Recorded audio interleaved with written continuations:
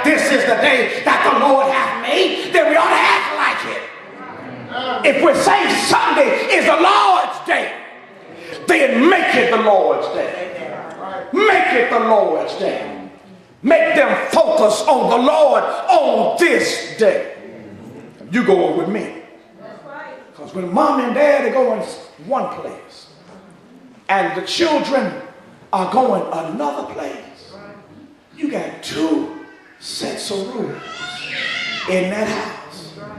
Because what you're teaching them is that what they want to do is more important than what they need to do.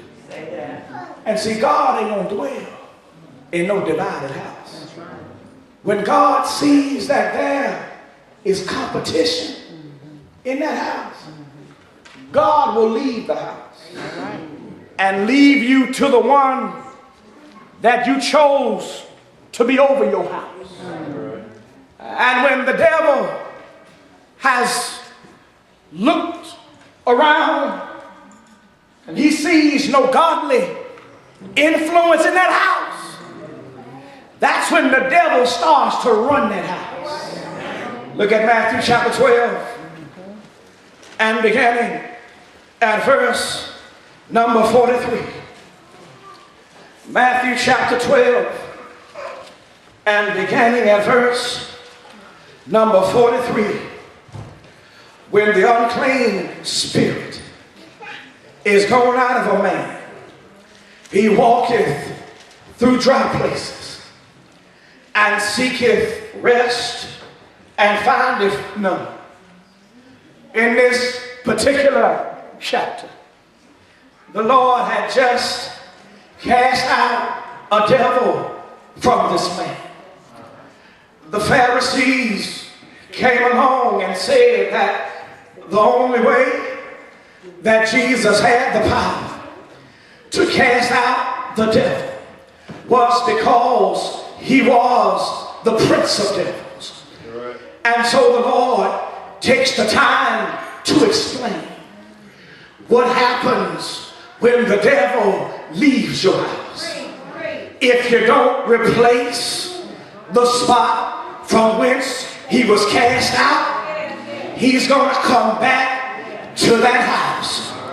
And see, a lot of us, when we came and named the name of Christ, was putting the devil out of our house. We had decided that we wanted God to build this house, and therefore we were going to get up and serve God like the children of God ought to on Sunday morning. But it's not just enough to serve him on Sunday morning. You got to come back and get involved in the ministries of the work of the church. You got to come and be a part of something that's going to help you make a difference in somebody else's life. If you leave your house empty, then Satan is on return. And that was the message of the Lord in this particular text. He says, when the unclean spirit is cast out of that house, he's walking, looking for somewhere else to go.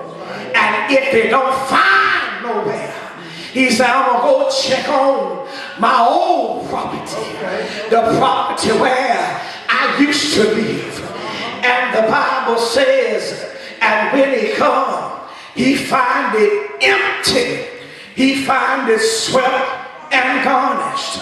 And when he finds your house empty, when you did not put God's principles, when you did not put God's laws, when you did not allow God's commandments to be prevalent in that house, you left that house empty.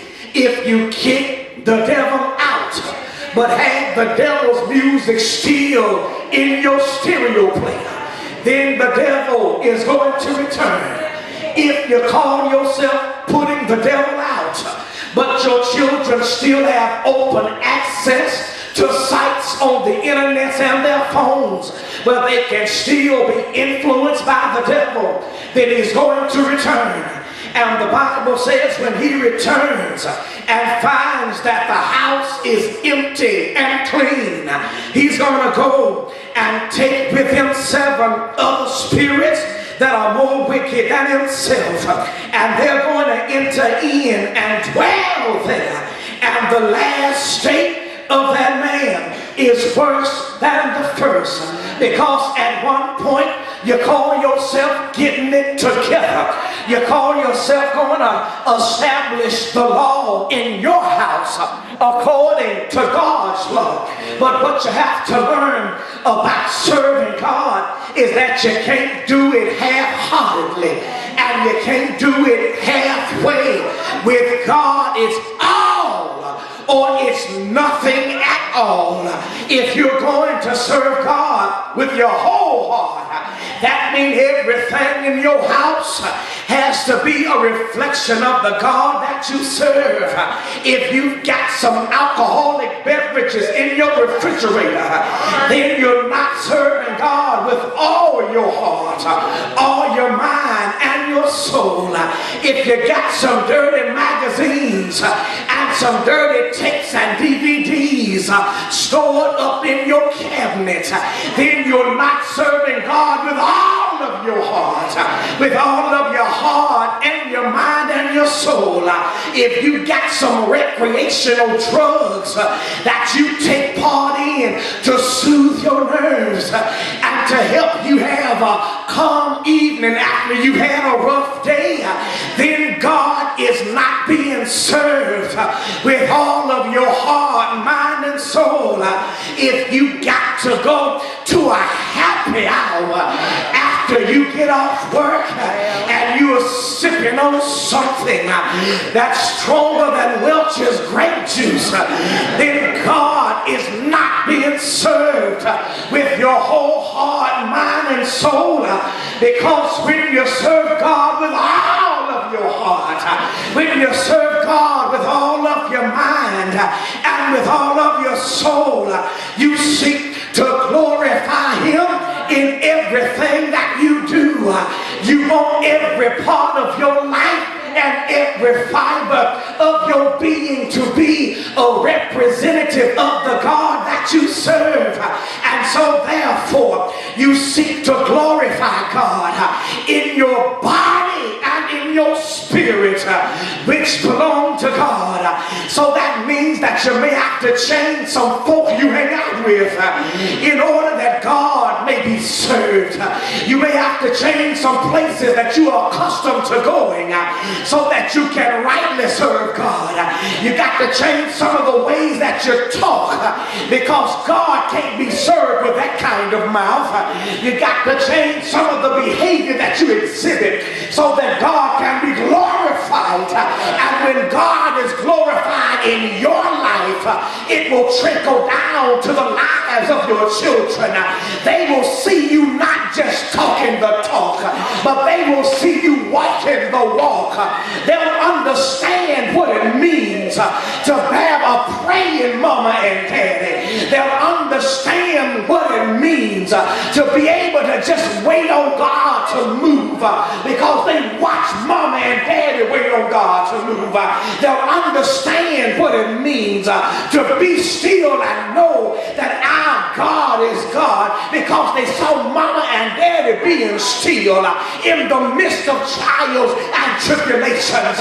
If you want the Lord to build that house, if you want your house to be a God-fearing house, if you want your house to be a God-driven house, if you want your house to be a God-blessed house, if you want your house to be a God-favored house, then the Lord has got to build that house, and you got to put the devil out and open the doors and let God back in. And when you let God back in, don't you allow nothing and nobody to cause you to stumble to put him out again.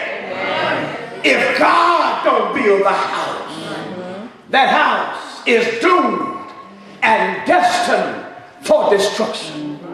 Children aren't going to know the value of proper problem solving if the Lord ain't